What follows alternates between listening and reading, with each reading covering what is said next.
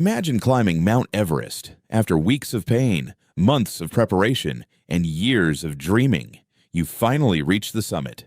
You're exhausted, you're emotional, you've achieved what millions of people never will. Then someone walks up to you, smiles, and says, "Great, now do it again." That's exactly where Argentina are today.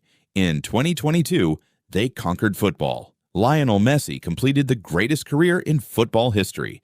A nation of 46 million people celebrated like never before. The streets turned into oceans of blue and white. Millions cried. Millions screamed. Millions believed they were witnessing the greatest football story ever told. And maybe they were, but football has a cruel habit of asking one impossible question. What comes next? Because becoming world champion is difficult. Defending that title is something almost nobody has managed to do. In fact, the last country to successfully defend a FIFA World Cup did it over 60 years ago. Think about that. Pelé was still playing. The internet didn't exist. Most of today's football stadiums hadn't even been built. That's how long it's been. Since then, every defending champion has faced the same fate. Some lost in the final, some were knocked out early, some completely collapsed. History has shown absolutely no mercy. So, what makes Argentina different? On paper, they look incredible. One of the best managers in international football, a squad that understands each other perfectly, young stars entering their prime, experienced leaders who know exactly what it takes to win under pressure, and perhaps the greatest footballer ever to touch a ball. Everything looks perfect. But sometimes, the most dangerous problems are the ones nobody notices.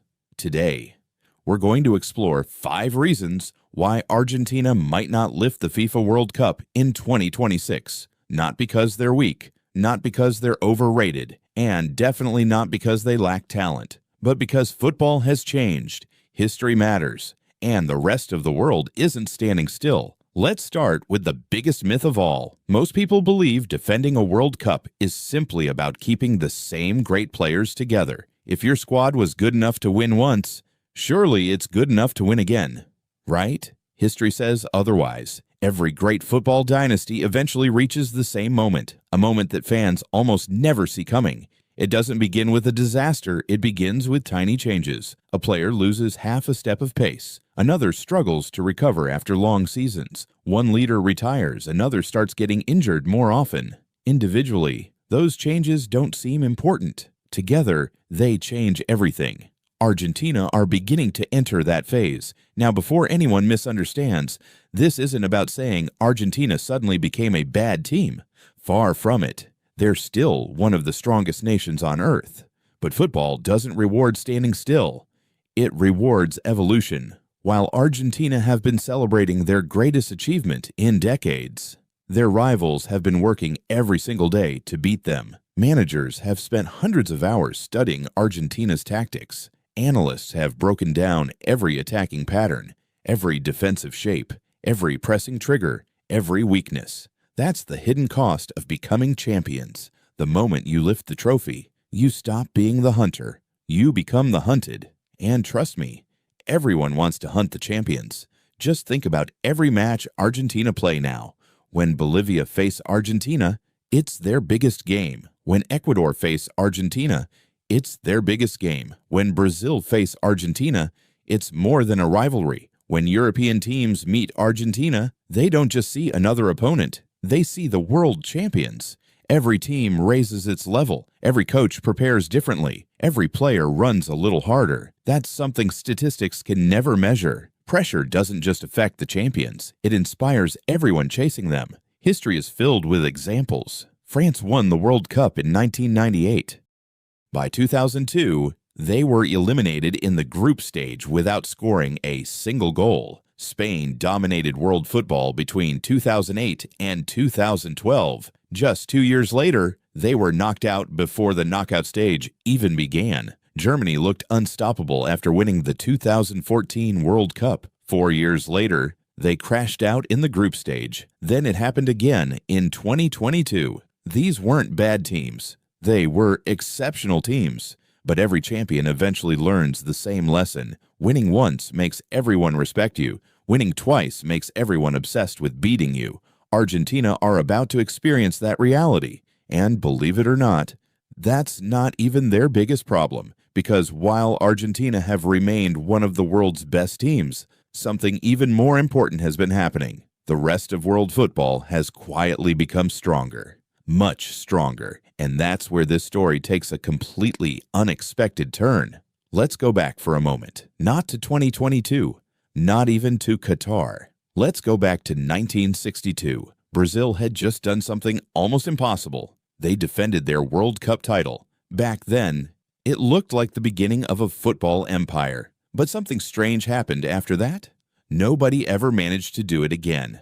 Think about how many legendary teams have tried. Brazil in 1970, Italy in 1982, Germany in 1994, France in 2002, Spain in 2014, Germany again after 2014, France after 2018. Every single one believed they had another title in them. Every single one failed. That isn't a coincidence, it's a pattern. And patterns matter because football evolves faster than most people realize. The team that wins one World Cup isn't playing against the same opponents 4 years later. Everyone else improves. Everyone else adapts. Everyone else studies the champions. That's exactly what's happening to Argentina. When Lionel Scaloni arrived as head coach, very few people expected greatness. In fact, many people questioned why he had been given the job at all. He had almost no experience as a senior manager. Compared to some of the biggest names in world football, he looked like an outsider, but that's exactly what made him dangerous. Nobody knew what to expect. He rebuilt Argentina from the ground up.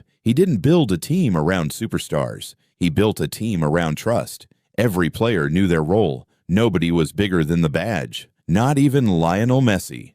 That's what made Argentina so difficult to beat. They weren't just talented, they were connected. Every press looked coordinated. Every counterattack looked rehearsed. Every player fought for the one beside him. That chemistry carried them through difficult moments. The penalty shootout against the Netherlands. The final against France. The pressure of an entire nation.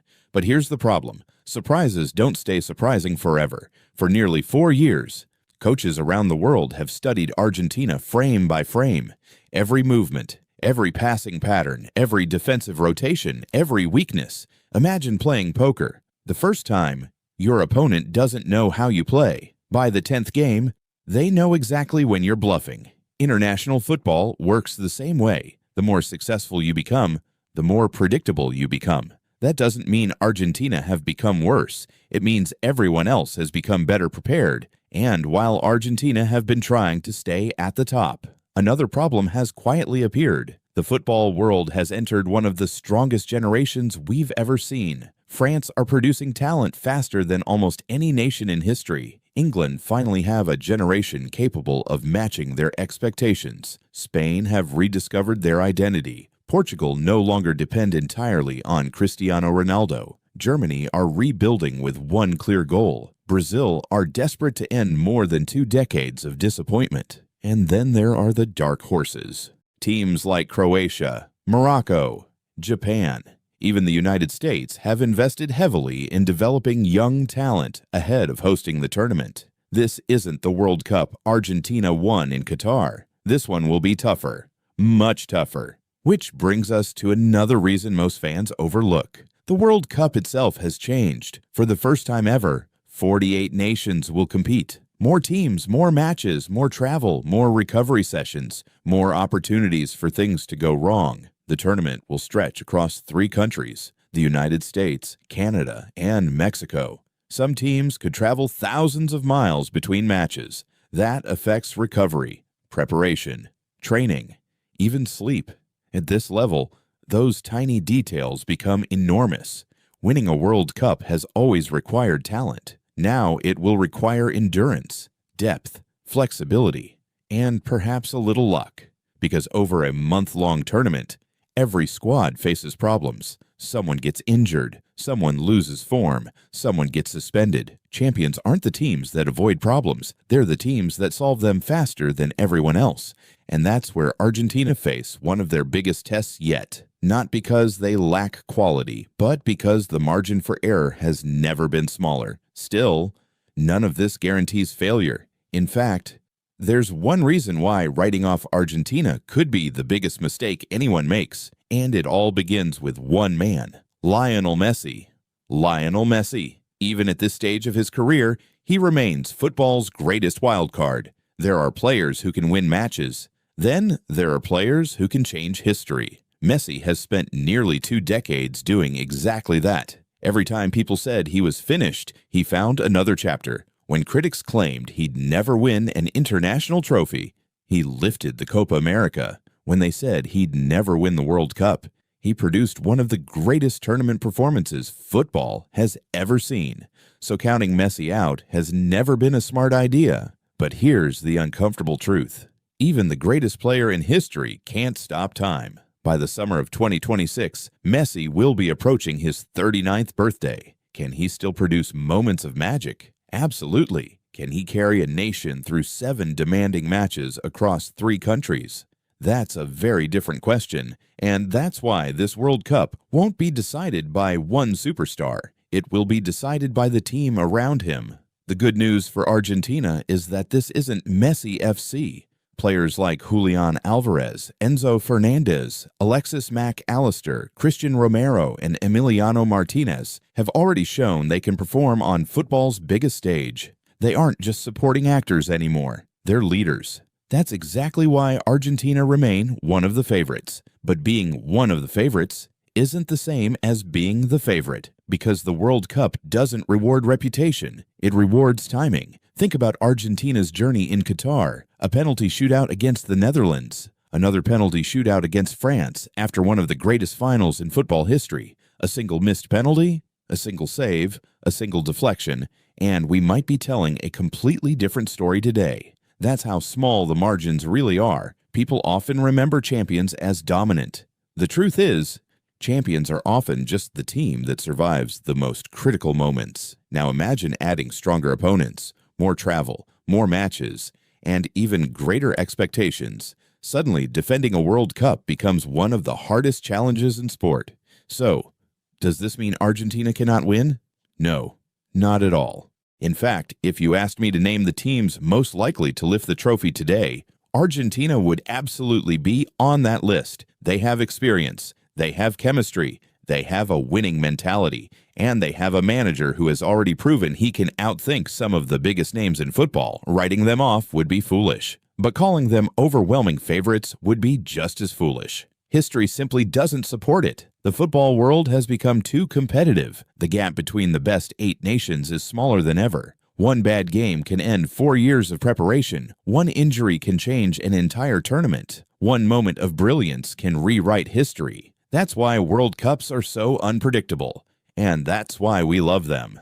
So here's my prediction. Argentina will go deep into the tournament. Reaching the quarterfinals would surprise nobody. A semifinal is absolutely realistic. Even another appearance in the final is possible. But lifting the trophy for a second consecutive time, that will require something we've barely seen in modern football. They'll have to overcome history. They'll have to overcome pressure. They'll have to overcome an entire generation of elite teams desperate to take their crown. Can they do it? Yes. Will they do it? I'm not convinced, because for every Argentina, there's a France waiting for revenge, a Spain entering a new golden era, an England trying to end decades of heartbreak, a Brazil determined to restore its legacy, a Portugal dreaming of one final unforgettable chapter, and maybe, just maybe, a dark horse that nobody sees coming. That's the beauty of the World Cup. The script is never finished. Every tournament creates a new hero, a new heartbreak, a new story that nobody expected. And in 2026, football will write another one. The only question is, who will be holding the trophy when the final whistle blows? What do you think? Will Argentina become the first nation in more than 60 years to defend a World Cup? Or will football crown a new champion? Tell us your prediction in the comments. We read every single one. And if you enjoy football stories that go beyond the headlines, subscribe to Goalsmith, because here, we don't just talk about football, we tell the stories that make the beautiful game unforgettable. Until next time, remember, every goal has a story.